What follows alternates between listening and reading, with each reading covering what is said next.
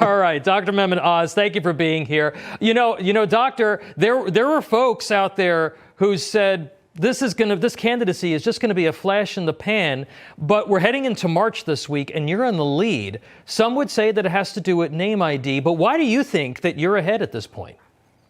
Well, the name ID helps, but without question, it's the message. We're speaking to the reality that we have an authoritarian overreach by the federal government that does not make us safer. It actually doesn't help us get through things like COVID or energy policy, which directly is linked to what we're witnessing in the Ukraine.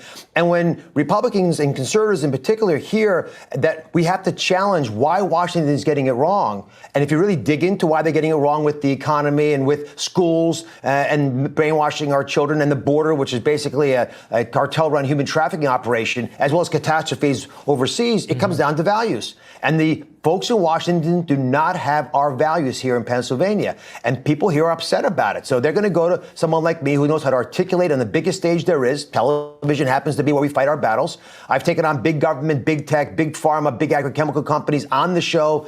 13 years running, being a porcupine when I needed to be. They want someone who will fight to get our values heard in Washington. Now, Doctor, you've been in the operating room and you've been in the studio like this. Now you're out there doing grassroots campaigning. You're talking to a lot of folks. What is the top issue that voters talk to you about in Pennsylvania?